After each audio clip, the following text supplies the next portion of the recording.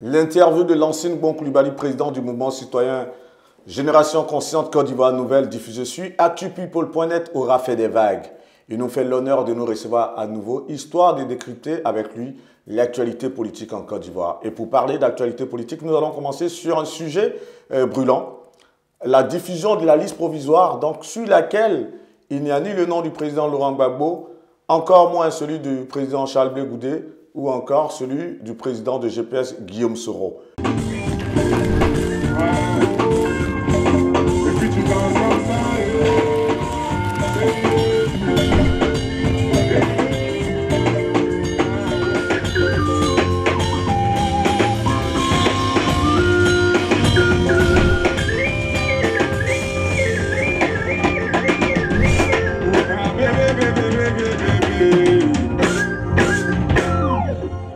Quel est ton commentaire sur l'absence des noms de ces dinosaures, je vais dire ça comme ça, du giron politique ivoirien? Bonjour Guillaume. Bonjour. Alors déjà, je pense que c'est très grave.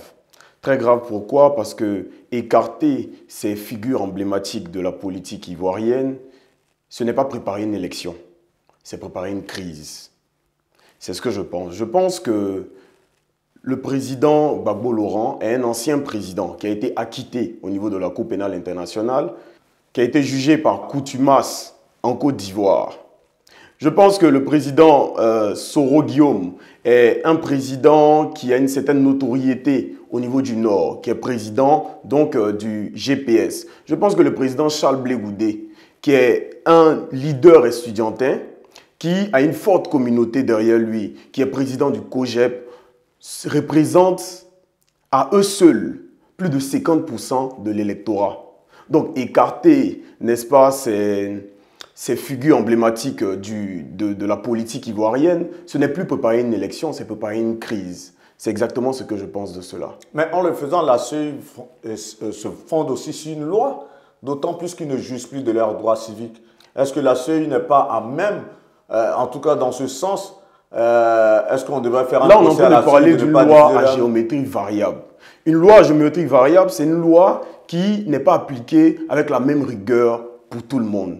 Je pense que ce n'est absolument pas un secret pour tout le monde. On a tous l'impression que la CEI se penche d'un côté du pouvoir, se penche du côté du pouvoir, tout simplement. Quand je reviens en 2025, en 2020, en Côte d'Ivoire, il y a eu une élection en 2020.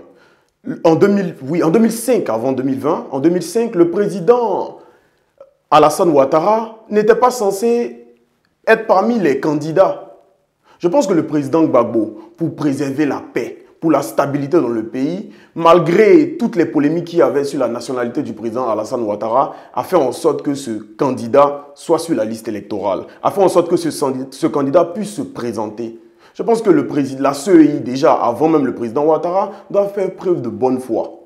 Tout simplement. En 2020, également. Au-delà de ça, donc pour toi, la solution serait de trouver une solution politique, quelque part, que le président, comme on le demande, que le président Alassane Ouattara prenne une loi d'amnistie, et pour le président Laurent Gbagbo, et pour je pense que le président Ouattara doit faire une preuve de bonne foi. Écarter, je ne dis pas que le président Ouattara a peur, je ne le dis pas. Ce que je dis, c'est que écarter ces trois figures emblématiques avec une telle notoriété, ce n'est plus une élection qu'on prépare, c'est une crise. Je pense que tout est orchestré pour, on va dire, pour éviter une certaine confrontation. Je ne sais pas si c'est de la peur, mais je pense que le président Ouattara doit effectivement amnistier ces trois figures emblématiques pour qu'on puisse parler de démocratie. C'est exactement ce que je pense. En ce qui concerne la révision de la liste électorale, c'est un sujet qui est très important. Oui. En 2020. Dont parle l'opposition très souvent. En 2020. Ce n'est pas que l'opposition qui en parle.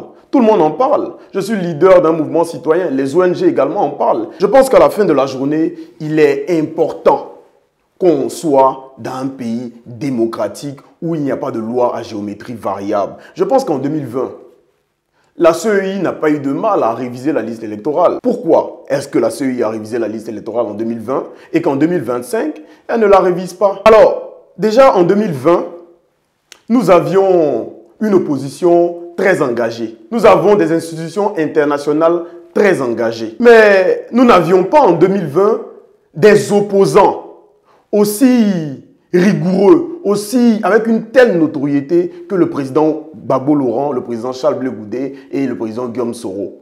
En 2025, qui lui est sur la liste électorale. En 2025, nous avons ces candidats-là qui, comme je l'ai dit tout à l'heure, à eux seuls représentent plus de 50% de l'électorat. Et donc, je ne dis pas que la CEI essaie de truquer de sorte à mettre de côté l'opposition. Je dis juste que si en 2020, à 3 mois des élections, on a pu réviser la liste électorale et mettre certains acteurs et certains électeurs sur la liste électorale, je pense que nous, en 2025, sommes très loin de ces 3 mois fatidiques. Et donc, en 2025, nous devons également réviser la liste électorale si nous ne sommes pas dans un pays où la loi est à géométrie variable. C'est ce que je pense. Parfait. Nous sommes aujourd'hui le samedi 22 mars 2025. Dans le feu de cette actualité politique, justement, depuis le vendredi 21 mars, le président Alassane Ouattara a quitté la Côte d'Ivoire au moment où, on va dire quelque part, son porte-parole et encore certains mandants au sein du RHDP essaient d'interagir par rapport à cette actualité. Et là, il vient pour un séjour en France. Selon toi, qu'est-ce qu'on devrait attendre de ce séjour? Je pense que ce n'est pas... Tu permets, qu'est-ce qu'on devrait attendre, en tout cas, du séjour du président ivoirien en France? Je pense qu'aujourd'hui, en ce qui concerne les relations entre la Côte d'Ivoire et la France, le séjour du président Ouattara n'a pas d'importance.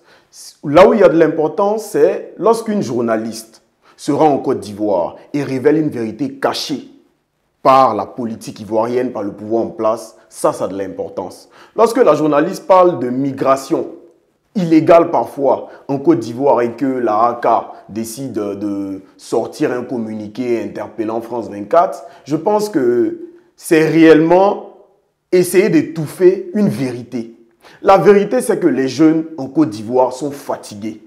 La vérité, c'est que les Ivoiriens sont fatigués. La vérité, c'est que en Côte d'Ivoire, il y a véritablement cette ségrégation.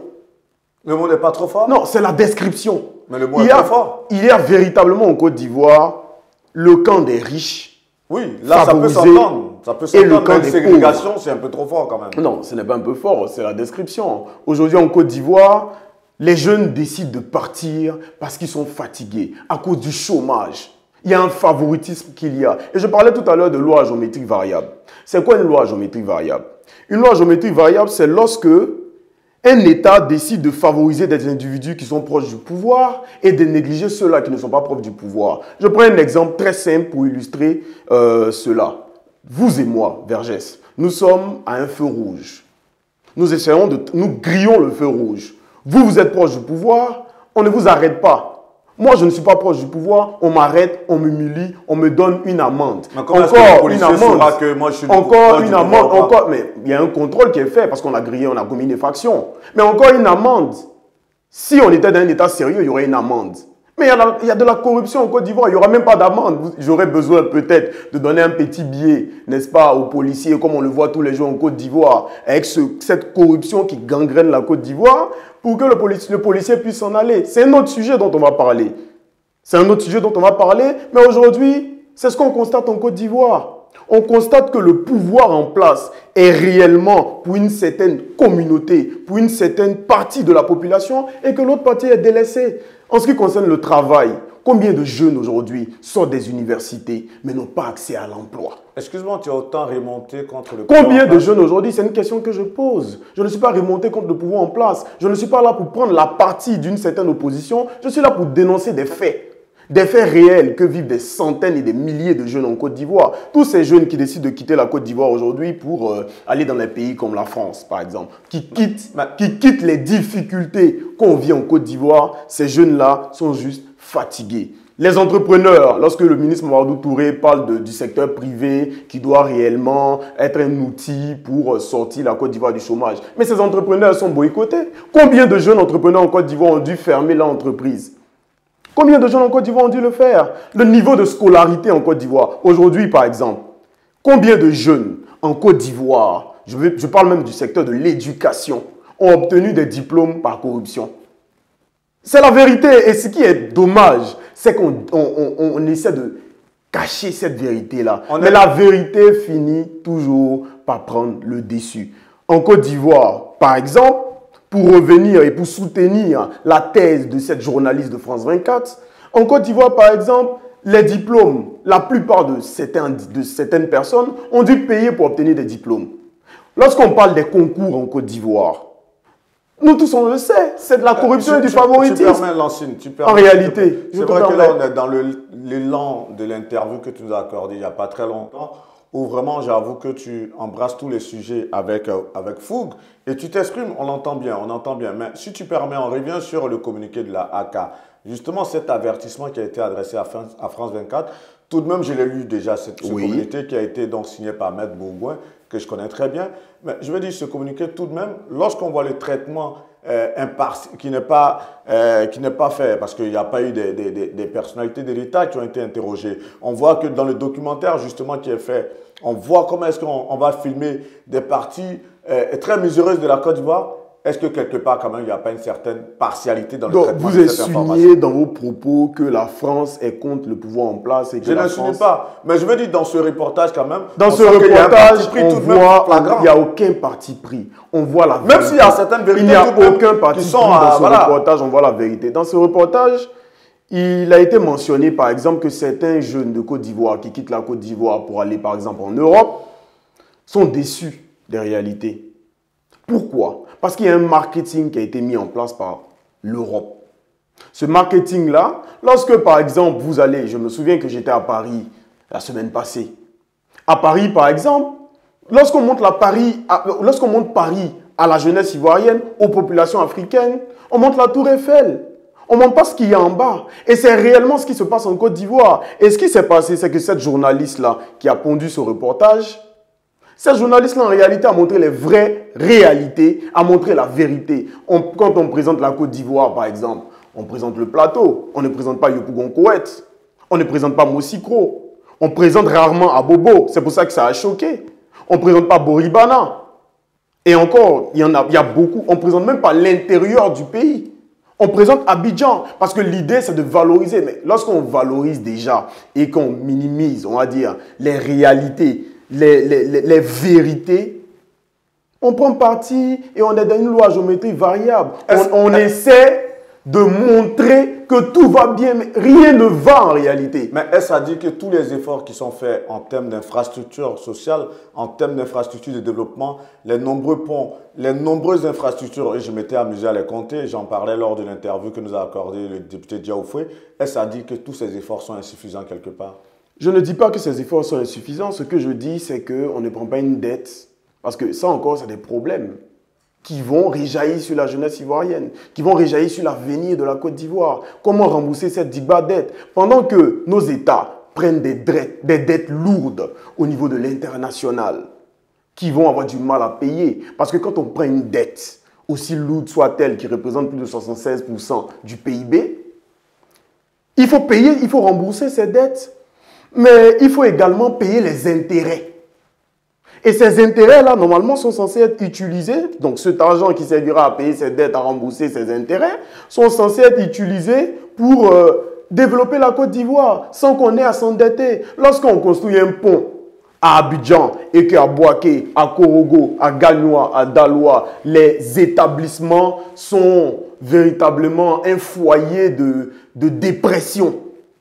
Parce que je me suis rendu dans toutes les villes de la Côte d'Ivoire. Nous avons lancé une campagne de sensibilisation sur les fléaux de drogue et de grossesse en cours de scolarité dans des établissements, dans tous les établissements publics de Côte d'Ivoire. Dans ces établissements, nous nous sommes rendus, nous avons sensibilisé, implanté des clubs de lutte contre la drogue et des grossesses en cours de scolarité. Donc nous avons fait la majorité des villes de la Côte d'Ivoire avec le mouvement citoyen Génération Consciente Côte d'Ivoire nous aide. Nous avons vu les réalités de la Côte d'Ivoire. Nous avons vu les réalités des établissements publics. Lorsqu'on fait des ponts, c'est bien, je suis d'accord.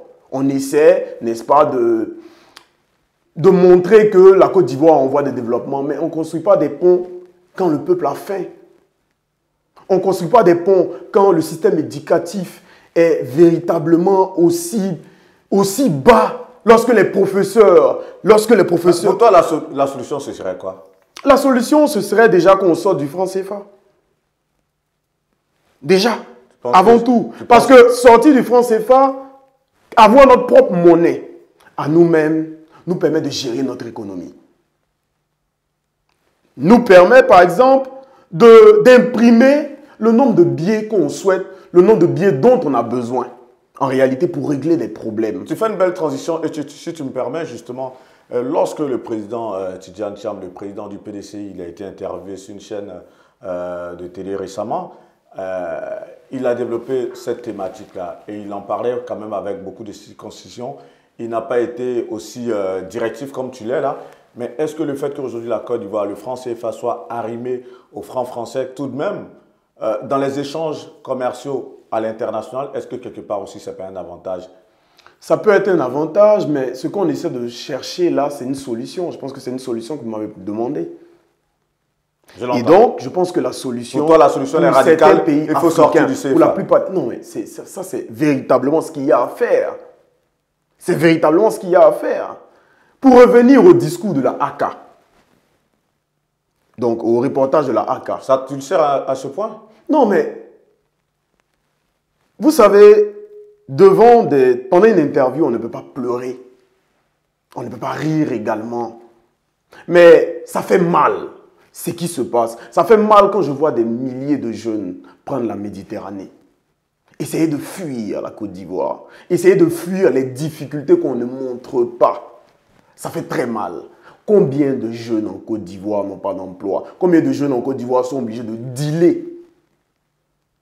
Combien d'établissements publics sont foyers de drogue en Côte d'Ivoire? Pourquoi est-ce qu'on va dans la drogue? Pourquoi la jeunesse va dans la drogue? Il y a de la dépression. On est fatigué. Et donc ces jeunes-là, n'ayant rien d'autre à faire, parce que pour passer un concours, par exemple, il faut payer. On le sait. On le voit. C'est flagrant et c'est des vérités qu'on ne dit pas. Ces jeunes-là, par exemple, livrés à eux-mêmes, n'ayant pas le choix, décident de quitter la Côte d'Ivoire pour aller à l'étranger. Parce qu'on montre à la télé le plateau, on ne montre pas Yopougon Koweït. On ne montre pas Koweït. Je l'entends. Non, je veux en venir. C'est très important. Parce qu'on en a parlé dans le reportage. Et je veux montrer en réalité les inconvénients de ce flux migratoire qu'il y a. La fuite des cerveaux, en réalité, en Côte d'Ivoire.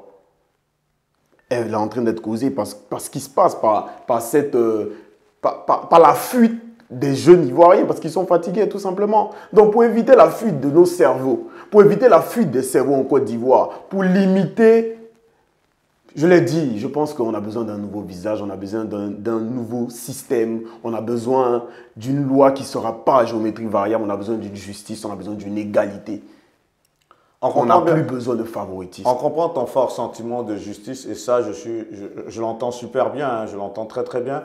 Pour parler d'actualité, on a vu quand même que lors de la diffusion de la liste provisoire des électeurs, outre le fait que le nom du président Laurent Gbagbo, celui du président Charles Blé Déon ou encore celui de Guillaume Soro n'y était pas, on a vu tout de même le nom du président du PDCI, RDA Tidjane Thiam. Quel est ton commentaire sur cela? Bien, je pense que c'est déjà un premier pas. Ça reste à savoir s'il sera candidat. Je vois certains ministres s'agiter sur la question de la nationalité du président Tidjane Thiam. Je pense que ce débat-là, il est clos aujourd'hui. La loi en Côte d'Ivoire dit, pour être candidat à l'élection, il faut être exclusivement ivoirien. Pour être candidat à l'élection, il ne faut jamais avoir régné la nationalité ivoirienne. Aujourd'hui, le président Tidjane Thiam est ivoirien. Le président Tidjane Thiam a montré à la Côte d'Ivoire qu'il respecte les lois. Il se soumet à ces lois-là. Il renie une nationalité pour la Côte d'Ivoire, parce qu'il aime la Côte d'Ivoire, parce qu'il aime les Ivoiriens. Et donc, je pense que s'agiter, ceux-là qui s'agitent, ces ministres, je l'ai bien vu, hein, M. Adjoumani, etc., qui s'agitent sur la question de la nationalité, j'en viens, de la nationalité, le font pour leur propre intérêt, ou le font peut-être par peur d'avoir en face d'eux un candidat avec une telle notoriété et avec une telle vision. Je ne le sais pas, je vous le demande en réalité. Je pense que ce n'est pas peur, peut-être. Donc, le sujet de la nationalité du président Tidjane Thiam, ce débat-là, il est clos. Aujourd'hui, écarter, donc c'est déjà un premier pas de le mettre sur voilà, la liste électorale provisoire, parce qu'elle est provisoire, cette liste. Il aura certes renoncé à sa nationalité française, mais il est rattrapé par une disposition du Code des nationalités qui dit tout Ivoirien majeur, on va dire, qui prend une autre nationalité autre que celle de la Côte d'Ivoire, la nationalité ivoirienne perd automatiquement la nationalité ivoirienne. Monsieur, C'est une disposition du code de Monsieur nationalité. Guillaume Vergès, Oui. Monsieur Guillaume Vergès, ce que je pense, c'est que si, en août, le président Ouattara n'amnistie pas le président Gbagbo, le président Guillaume Soro, le président Charles Blé Goudé, et que le président Tidiane Thiam est écarté, nous ne préparons pas une élection, nous préparons une crise. C'est exactement ce que je pense. Ces 4 candidats, c'est plus de 50% de l'électorat. Si cela est fait, ce que nous préparons, c'est une crise ou c'est une simple formalité. Mais aussi simple que ça. Pourquoi est-ce que selon toi, justement, excuse-moi si tu permets, aussi simple que ça, selon toi, pourquoi est-ce que le président Alassane Ouattara ne prendrait pas sur lui aujourd'hui d'amnistier toutes ces personnes qui tombent sous le coup de la loi et ne laisserait pas le président Tidiane Thiam se présenter? Selon toi, pourquoi est-ce qu'il ne ferait pas ça? Si c'était aussi simple que ça. Ben, je pense tout simplement, je ne dis pas que le président Ouattara a peur, comme je l'ai dit tout à l'heure, je n'ose pas le dire, mais tout le montre. On a l'impression qu'on veut écarter des figures impactantes. On a l'impression que le pouvoir en place essaie en réalité d'écarter une forte partie de la population. Parce que, je le dis pourquoi? Je le dis parce que si le président Gbagbo, Laurent, le président Tidiane Thiam, le président Charles Blé Goudé et Guillaume Soro sont écartés, ça va entraîner en plus une crise, un désintérêt pour la politique au niveau de la Côte d'Ivoire. Il n'y aura plus de fort taux de participation en Côte d'Ivoire. On se rendra compte que rien n'est respecté, qu'il y a un défaut politique. Et donc un président qui est élu sans fort taux de participation n'a pas de légitimité en réalité. Bah, de toutes les façons, le président Alassane Ouattara, il sera à son 3e mandat, enfin le premier mandat de la 3e. Et c'est justement pour ça. Et c'est justement pour ça que je parle de loi à géométrie variable. Lorsqu'il y a une flexibilité, il est dit, et en 2016 encore, un président n'a pas le droit d'accéder 3 mandats.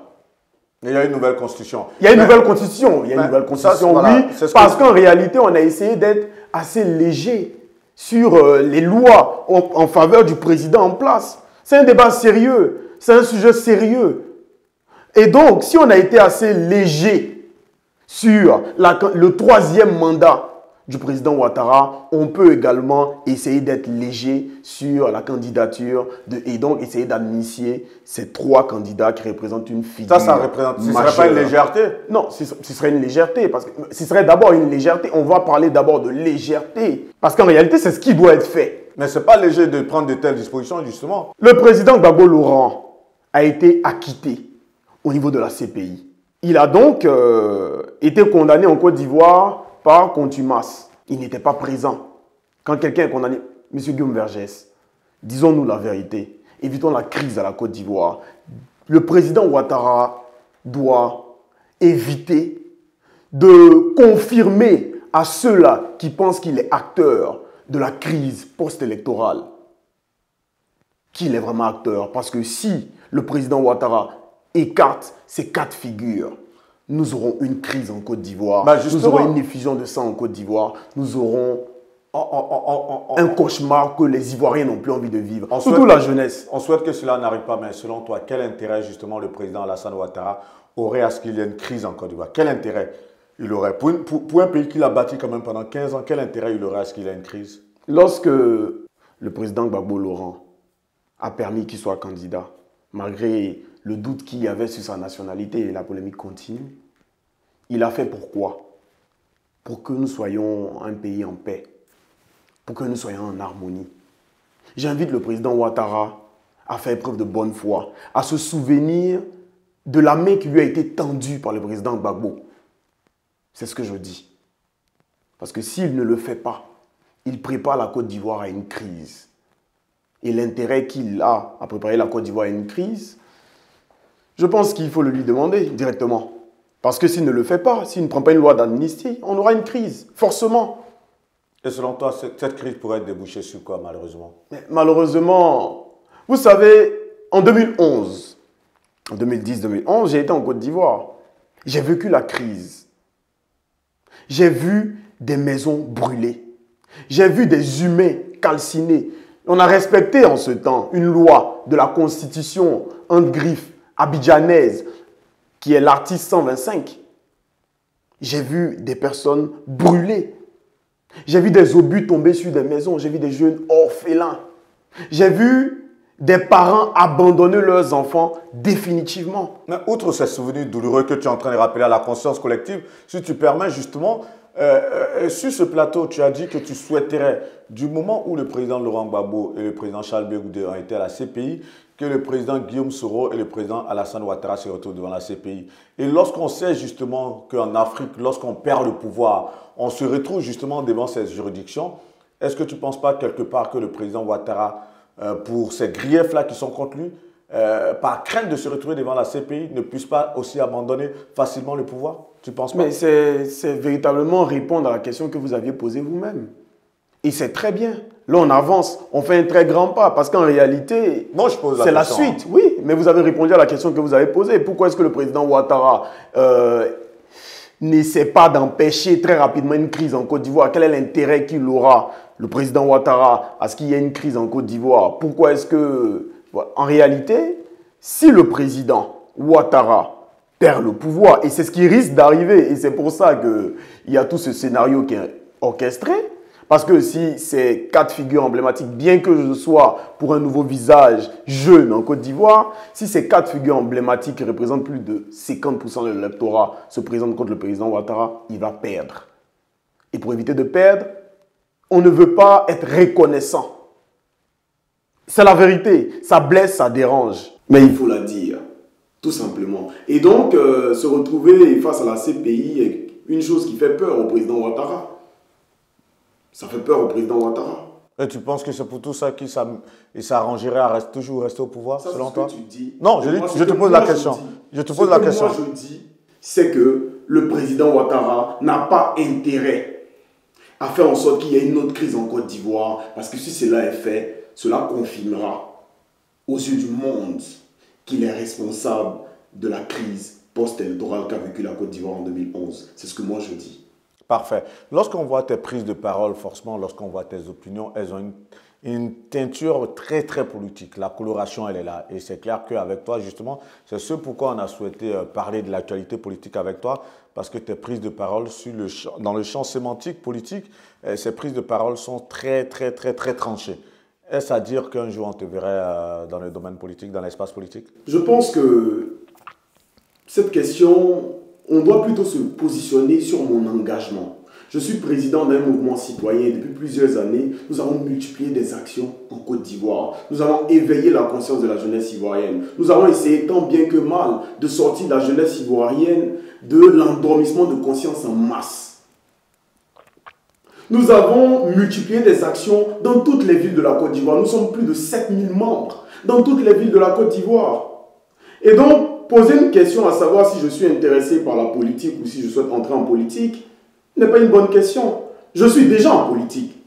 Je suis déjà en politique. Je reçois des messages de jeunes, des appels, des jeunes qui me disent « Président, Monsieur Lansing, je veux que tu sois notre voix, tu es notre voix, etc. » Nous sommes déjà en politique. Et si ces jeunes-là veulent me confier une certaine responsabilité, je suis prêt à assumer cette responsabilité. Je veux dire qu'il est, à un moment donné, nécessaire que nous sortions des discours pour passer à l'action. Il est nécessaire que nous prenions des décisions, que la jeunesse prenne des décisions. Et ces décisions-là se prennent au Parlement. Et donc je suis prêt, je le dis, à être au Parlement, représenter la jeunesse ivoirienne. Et comme je le dis, ce n'est véritablement pas un combat singulier. Cela ne dépend pas de moi, cela dépend de ces jeunes en Côte d'Ivoire qui veulent voir la situation changer. C'est eux, c'est ensemble que nous sommes plus forts, c'est ensemble, main dans la main, dans l'union et dans la cohésion, que nous réussirons à transformer la Côte d'Ivoire, à construire une Côte d'Ivoire nouvelle avec une jeunesse actrice de son destin. Et pour ce faire, il faut que ces jeunes-là soient représentés. Et franchement, aujourd'hui, je pense que nous sommes déjà sur la scène politique. Le mot est lâché en tout cas. Tu es sur la scène politique et quelle sera ta marche justement par rapport à cette orientation politique? Ma marche, c'est représenter la jeunesse tout simplement au niveau du Parlement. Je pense qu'aujourd'hui, la jeunesse ivoirienne a besoin de se lever, de récupérer le flambeau et de prendre son destin en main. qui mieux que la jeunesse peut défendre des problèmes de la jeunesse?